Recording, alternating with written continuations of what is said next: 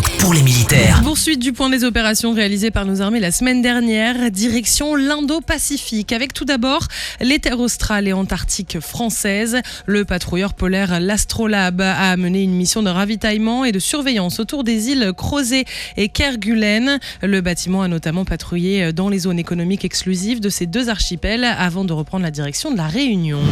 En Australie, les forces armées en Nouvelle-Calédonie ont achevé leur participation à l'exercice aérien d'envergure Pitch Black, qui a permis au détachement français de réaliser des missions aériennes complexes au sein de formations constituées comprenant des chasseurs, des ravitailleurs et des avions de transport.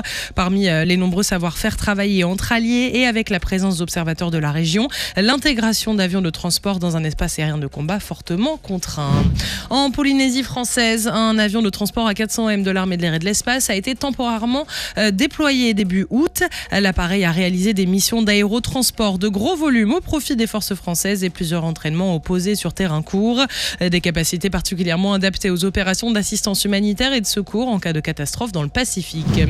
En Guyane, à présent, où les militaires français poursuivent sans relâche leur engagement au sein de l'opération Harpie, menée en coopération avec la gendarmerie pour lutter contre leur pillage illégal. La gendarmerie maritime a, elle, contrôlé des tapouilles impliquées dans des activités de pêche illégale et a procédé à la saisie de produits de pêche et de matériel. Aux Antilles, les forces armées ont conduit l'exercice Antilex 26 afin de préparer la saison cyclonique.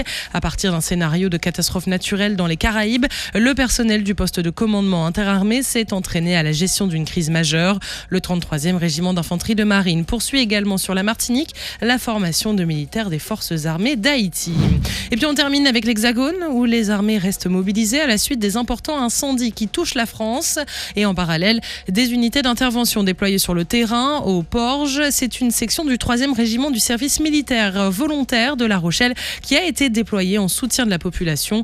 Dans le cadre de leur parcours citoyen, les jeunes volontaires participent notamment au tri des dons destinés aux sinistrés ainsi qu'aux opérations de déblaiement et de nettoyage de la commune en appui de la préfecture.